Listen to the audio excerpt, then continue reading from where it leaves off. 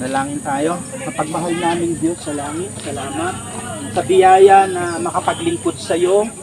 Salamat sa tiwala na binibigay mo sa amin, maging bahagi ng iyong kaharian. Ang hiling namin, banal na Diyos, kami muling turuan, samahan sa aming pakikinig at pag-aaral ng iyong mga salita. Bigyan mo kami ng kakayahang mabatid ang iyong kalooban at kami makalakad ng naaayon sa iyong katwiran at kabanalan. Hiling namin ito sa matamis at makapangyarihang ngalan ni Jesus. Okay, tayo po muna ay bumasa ng atin pong mabuting balita galing po sa Ebanghelyo ni San Juan, kabanatang 15, talatang 1 hanggang 8. Magandang balita, Biblia translation po tayo sa wikang Tagalog. Ang tunay na puno ng ubas. Ako ang tunay na puno ng ubas at ang aking ama ang tagapag-alaga. Inaalis niya ang bawat sangang hindi nagbubunga at kanya namang pinuputulan at nililinis ang bawat sangang nagbubunga upang magbunga pa ng lalong sagana. Nalinis na kayo sa pamamagitan ng salitang sinabi ko sa inyo. Manatili kayo sa akin at mananatili din ako sa inyo. Hindi magbubunga ang sangang hindi nananatili sa puno. Gayon din naman, hindi kayo magbubunga kung hindi kayo mananatili sa akin. Ako ang puno ng ubas at kayo ang mga sanga. Ang nananatili sa akin at ako sa kanya, ang siyang nagbubunga ng sagana. Sapagkat wala kayong magagawa kung kayo'y hiwalay sa akin. Ang hindi nananatili sa akin, gaya ng sanga, ay itinatapon at natutuyo. Ang ganoong mga sanga ay tinitipon, inihahagi sa apoy at nasusunog. Kung nananatili kayo sa akin at nananatili sa inyo ang aking mga salita, hingin ninyo ang anumang nais ninyo at matutupad iyon para sa inyo. Napararangalan ng Ama kung kayo'y masaganang nagbubunga at sa gayon kayo'y magiging mga alagad ko. Ating paksa ngayon, tawagin po natin itong abiding in Christ o yung Tagalog, pananatili kay Kristo. Sabi po dito, yung pananatili kay Kristo, alamin po natin kung gaano po ito kahalaga, no? The importance of abiding in Christ. Mahalaga maintindihan natin yung kahalagahan ng pananatili sa ating pong Panginoon. Sapagkat sa unang talata pa lang, makikita na natin dito na ang sabi ni Jesus, ako ang tunay na puno ng ubas. Parang merong indikasyon na merong hindi tunay, no? Anong ibig sabihin nun? Kailangan maintindihan natin. Actually po kasi sa lumang tipan, ang puno ng ubas ay ang Israel. Pero ang problema, they have failed the Lord. Hindi nila na-met yung expectation. Kaya kinailangan si Kristo dumating kasi hindi naging sapat yung Israel. So kinailangan dumating yung second Adam na tinatawag natin. Ngayon, pagdating ng talatang yon, sabi niya, ako ang tunay na puno ng ubas. At ang aking ama ang tagapag-alaga nito. Sa verse 2, nung sabihin niya, my father is the vine dresser. Yung ama daw yung, alam niyo napakaganda ng tayukong ito. Alam niyo kung bakit? Kasi napakadaling i-explain. You know why? Nandito tayo sa lugar na kung saan ang ginagamit na materials ng Panginoon ay nandito sa paligid natin. Okay? Sabi ng Panginoon, ako ang puno. Ito ang illustration natin ha. Siya ang puno at tayo yung mga sanga. Okay? Ang kanyang ama ang tagapag-alaga. Kaya pinuprunes daw, no? Tinatapyasan, nililinis yung mga puno para ito ay mamunga ng sagana. At tinatanggal yung mga hindi namumunga. So kung titingnan natin ito, kung ikaw yung vine dresser, yung mga pangit, tinatanggal mo yan, di ba? Tinatanggal mo siya. Bakit? Para lalo siyang mamunga ng sagana, no? Lumago at mamunga ng sagana.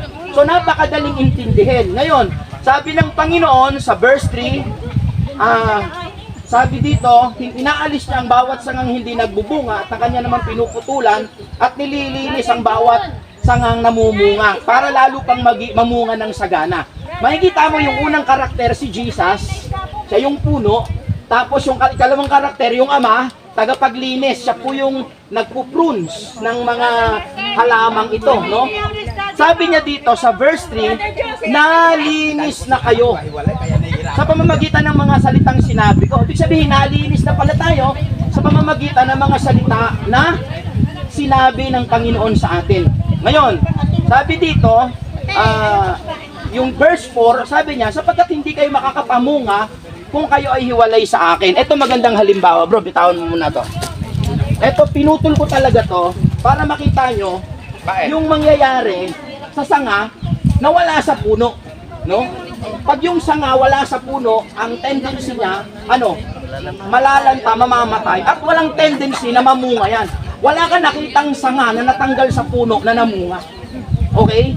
Hindi yan makakapamunga. Pagkus, ang mangyayari sa kanya, ay nakatatanggal ko lang, wala pa sigurong 1 oras.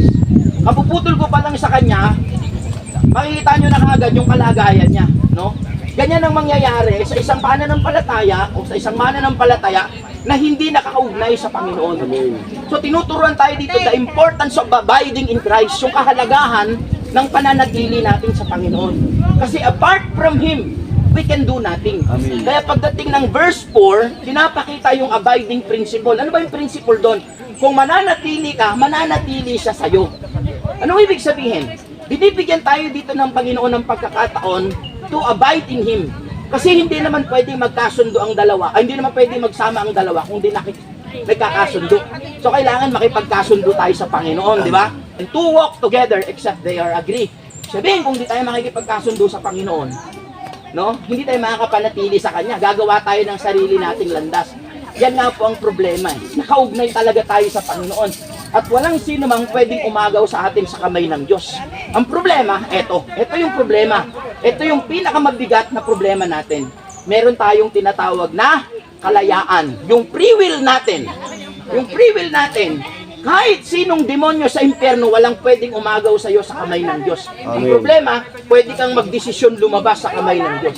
Anong panalangin ni Jesus sa John 17? Sabi niya, Ama, pinasasalamatan kita, tiningatan ko ang lahat, at walang isa mang napahamak sa mga ipinagkatiwala mo sa akin, maliban sa taong pumili ng kanyang ikapapahamak. Ibig sabihin, pwede nating piliing mapahamak. Okay? Brother Bong, bakit? Kasi meron kang free will. Meron kang freedom of your choice. At yung kalayaan mo will always respect and honor by God. Palagi yan igagalang ng Diyos.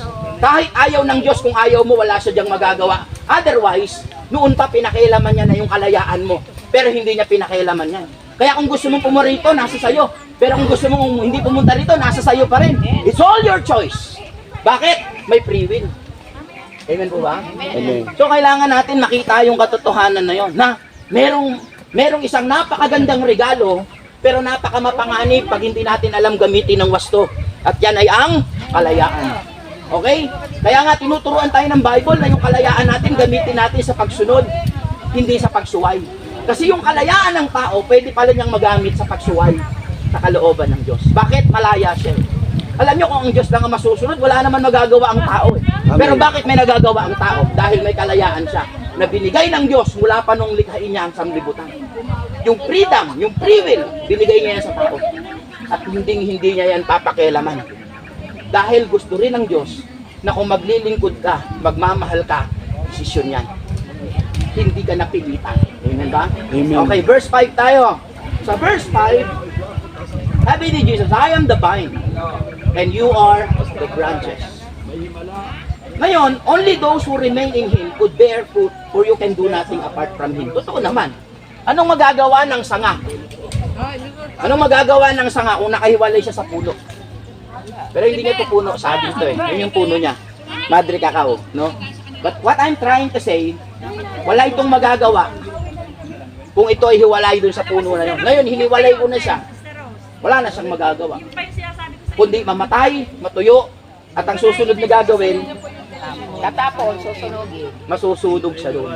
Di ba? But let me tell you mga kapatid, it's not about your salvation. Ano? Hindi po kaligtasan ang pinag-uusapan dito. Yung pinag-uusapan po dito ay yung ating mga gantimpala. All those rewards na yan ay mawawala ng kabuluhan. Sayang yung reward. Kasi kaya nga tayo tumatakbo ng matuwid, kaya nga tayo nagsisikap, nagsasakripisyo, nagbibigay ng extra miles. Diba? Remember that God, mga kapatid, hindi po siya unfair. Hindi papayag ang Diyos na malalamangan mo siya ng kabutihan. Kung marunong kang gumawa ng kabutihan, mas marunong ang Diyos. Amen. Bakit? Siya ang author ng kabutihan. And let me tell you, hindi mo kayang lamangan ng mas malaking bagay ang Diyos. Kung marunong kang gumawa ng malaking bagay, mas malaking bagay ang kayang gawin ng Diyos para sa iyo. Okay? So it's talk about, baka magkamali kayo, akala natin salvation yon. Hindi. Save na tayo dito. Kasi ang tinuturo na lang dito yung pananatili. Bakit? Sa pananatili, nandun yung possibility of having fruit. Kasi pag wala ka, hindi ka nanatili sa Panginoon, no? Hindi ka mamumunga. At pwede rin in the end, pwede rin maging dahilan para ikaw ay ma-disqualified sa Panginoon. But at the end of the day, hindi kasi topic yan natin no?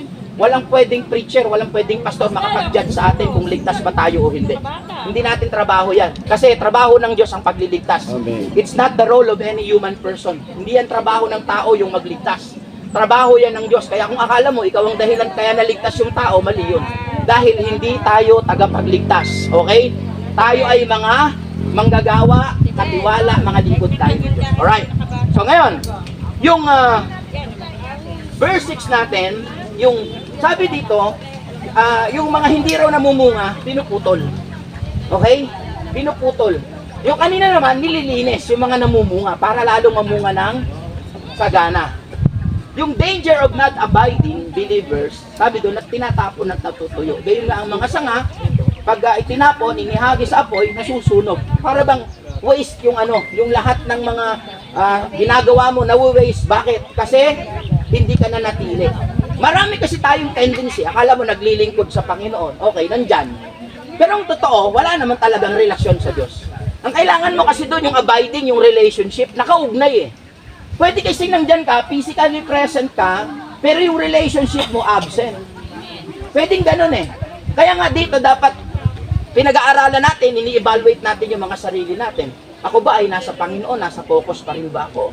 Yung ginagawa ko ba para kay Lord pa o para sa sarili ko na lang?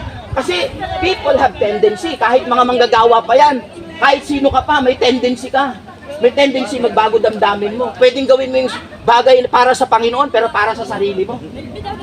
Amen ba? So kaya kailangan yung ginagawa natin, evaluated din natin. Para kanino ba itong ginagawa ko? Para sa Diyos, para sa akin. Kasi at the end of the day, pag ginawa mo yan sa Diyos, hindi naman sa Diyos i-epekto yan, sa'yo pa rin. Lahat ng ginagawa natin, hindi yan nakakabuti sa Diyos, sa atin nakakabuti yan. Dahil, sa totoo lang, hindi naman tayo kailangan ng Diyos, at tayo ang nangangailangan sa Diyos. At hindi kailangan ng Diyos ang tulong ng tao. Tao ang nangangailangan ng tulong ng Diyos. Kung akala mo kailangan ng Diyos ang tulong mo, nagkakamali ka. Because God is all-sufficient, kaya nga siya El Shaddai El Shaddai is an all-sufficient God. Hindi niya kailangan ng tulong ng kahit na sino. Pwedeng mangyari yung kalooban niya kahit ayaw mo. Meron ba kayo? Amen. Why? Kasi nga ganito yon. Halimbawa, si Brother Bong, ayoko mag-preach. Kayang gumawa ng Diyos ng 1 milyong Brother Bong para mag-preach yung kalooban niya. Bakit? All-sufficient siya. Nasa kanya ang lahat. Kaya kung susunod lang tayo, mag-a-abide lang tayo sa kanya. Sabi niya, sa verse 5, you can do nothing without me. Sa verse 6, binabanggit dito sa talatang 6, yung panganib ng hindi pananatili sa kanya. And then, no, it has nothing to do with our salvation. Sabi ko sa inyo kanina. Sa verse 7, maganda. Ito, kinukote ito ng maraming mga tumatayo. Ang sabi ng verse 7, wala kayong magagawa kung kayo ay hiwalay sa akin. Manatili kayo sa akin at mananatili ako sa inyo. Hingin ninyo ang inyong maibigan, ang inyong nais, at ipapagkaloob ito para sa inyo. Di ba? May reward pala ng malaki. No? Malaking pakinabang pala yung pananatili ng tao sa Panginoon. Okay? Napakalaki ng pakinabang. Kanino yung pakinabang? Hindi sa puno. Sa sanga. And you know what? Sa verse 8, ito yung expectation. Let's end here. Ang expectation ng Panginoon, kung babasahin mo yung buong context, lumalabas ang expectation ng Lord, naghahanap siya ng bunga. Ulitin ko, bunga. Yung bunga ay magkaiba po siya sa paglago. Ito, lumalago na siya, di ba? Lumalago kahit mainit, lumalago. Pero ang profit nito, hindi lang yung paglago niya. Ang profit nito, yung bunga. Kaya sa buhay Kristiyano, hindi lang tayo dapat lumalago. Dapat namumunga tayo. Tama? Hindi lang dapat lumago. Dapat meron ding bunga. Kasi yung profit ang bunga. Sa verse 8, for it is my Father's glory that you bear much fruit. Sapagkat napaparangalan ng Ama, pag kayo'y nananagana, namumunga ng sagana. Anong ibig sabihin? Baliktarin natin. Pag hindi ka namumunga, hindi ka nagbibigay ng karangalan. Pag nagbubunga ka, nagbibigay ka ng karangalan. Ano ba goal ng buhay natin? Bigyan ng karangalan ng Diyos. Tama? Amen. So kailangan mamunga ka. Mamunga ka. Kasi kung ganyan lang yan, habang panahon, halimbawa ikaw, ang farmer ka, Nagtanim ka ng 1,000 puno ng papaya. 10 taon na walang bunga. Pero ang lalaki, lalago. Ano yon? Dekorasyon? Nandiyan pa ba kayo? Amen. Hindi pwedeng walang bunga. Dapat merong bunga kasi yung profit doon yung bunga. Alright? So nagtanim tayo ng mga papaya. Nagtanim tayo ng saging. Pagdating ng ilang panahon, kailangan meron niyang bunga para meron tayong pakinabang. So sabi ng Bible, verse 8, "For it is my Father's glory that you bear much fruit." Pag namumunga kayo ng sagana, napaparangalan ng Ama. Hindi sinabing, pag kayo'y lumalago, when you grow so much, napaparangalan ng Ama. In fact, na-imbyer na po si Jesus nung nakakita siya ng isang puno ng igos na sobrang lago, pero walang bunga. Anong sabi niya sa puno ng igos? Let no one eat your fruit again. Wala nang sino man na makakain ng bunga mo. Bukas, pagdaan ng mga alagad, tuyo, lanta, patay. Nakuha niyo po ba yun? Anong ibig sabihin? Hindi lang gusto ni Lord mag-grow tayong mga mananampalataya. Gusto niya, mamunga tayo. Okay, evaluate natin yung bunga na yan kasi maraming naninindigan na ang bunga ay bunga ng Espiritu Santo. Okay lang. Walang argumento. Pero, on my side, hindi yan bunga ng Espiritu Santo. Why? Ang bunga ng Espiritu Santo, pag-ibig, kagalakan, kahinahunan, katsagaan, papipigil sa sarili, etc. Ang tawag dyan, tools. Okay? Gamit yan, tools. Anong gusto kong sabihin? Gumamit tayo ng context. Sa John 15, verse 1 to 8, pagdating sa 8, "For it is my Father's glory that you bear much fruit." Takbo tayo ng verse 16, parang 8 plus 8, 16, no? Verse 1, 2, 3, 4, 5, 6. Pagdating ng 8, "For it is my Father's glory that you bear much fruit." Pagdating ng verse 16, sabi doon, "You did not choose me, but I chose you and appointed you to go and bear fruit. Fruit that will last, so that whatever you ask to the Father will be given to you." Kanina kinukwentuhan ko si Paul. Paul, nasa ng mga halaman ng Cavite para madaling ma-identify. Sabi ko, tingnan mo yung ano natin, ano tawag yan? Yung station natin, station 8. Meron tayong puno doon. 2, lagayan ng Tagaytay. Hanapin mo yung mga kagaya niyan. 1, ano pa? 2, 3. Yung area na yan, nakikita mo, kumakatawan yan sa Cavite. Okay? Ganon din ang paghanap ng context. Yung verse 1 hanggang 8, binabanggit dun yung bunga. Okay? Pagdating ng verse 16, bumabanggit na naman ang bunga at gantimpala ng bunga. Ito sabi ng Panginoon, "You did not choose me, but I chose you and appointed you to go and bear fruit." Fruit na naman. Fruit that will last, so that whatever you ask to the Father will be given to you. Ayun na naman, na kung ano man ang hingiin ninyo, ipagkakaloob sa inyo. Ibig sabihin, magka-context siya. Sa verse 16, meron kang makikita doon. Sabi doon, "You did not choose me." Hindi ikaw ang pumili sa akin, ako pumili sa inyo. Huwag kayong kukurap, ito na yun Hindi kayo ang pumili sa akin, ako pumili sa inyo. Upang kayo'y humayo at mamunga. Ano ngayon yung bunga na binabanggit? Ano yung bunga na binabanggit? Kasi, ang susunod doon, at manatili ang inyong bunga, sa gayon ano man ang hingin ninyo, sa aking pangalan, ipagkakalob sa inyo. Anong bunga ngayon yun? Pag sinabi mong katsagaan, pag-ibig, katapatan, kahinahunan, hindi tutugma Bakit? Ang context ito. Yung context clue ito. "You did not choose me, but I chose you and appointed you to go." Quote the word go. Sa Tagalog, hayo. Sa paghayo, ano bunga? Pag-ibig? Hindi. Tools yan para humayo ka, dapat may pag-ibig ka. Katsagaan, kahinahunan, pagpipigil sa sarili, para makahayo ka. Brother Bong, ano bunga? Sa paghayo, ang bunga, kaluluwa. Tandaan nyo yan, ang bunga, kaluluwa. Kaya ka humahayo, hindi para merong pansit, hindi para merong sobre, hindi para merong palakpak, hindi para merong pagtanggap na masarap. Kaya ka humahayo, para meron tayong kaluluwa na ihahatid sa dambana. Amen. Okay? Yung bunga, kaluluwa.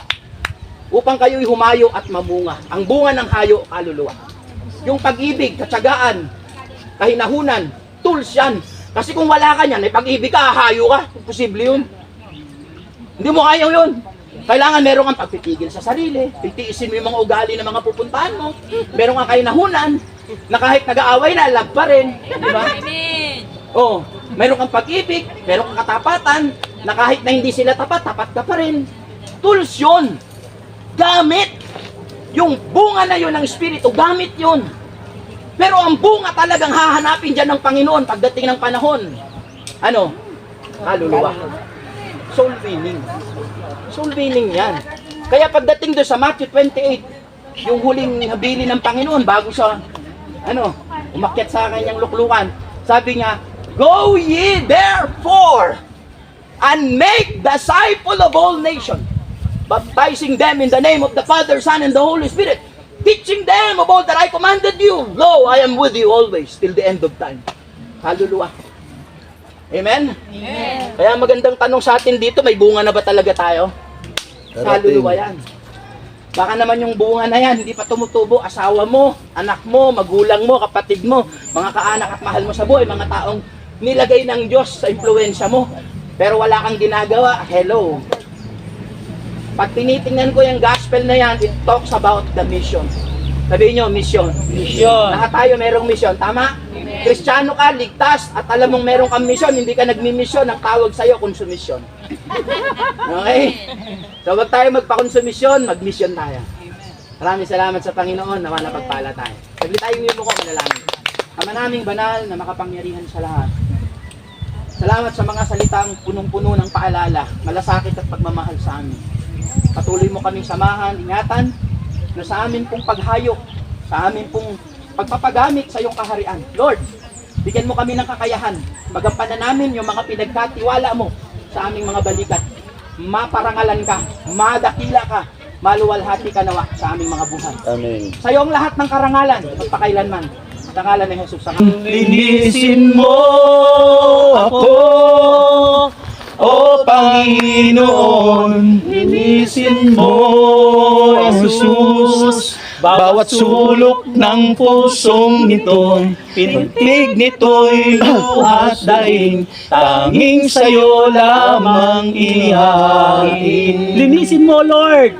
Linisin mo ako, O Panginoon, linisin mo ako. O Panginoon, linisin mo, Jesus, bawat sulok ng pusong ito. Pintig nito'y luhat daing, tanging sa'yo lamang inihain.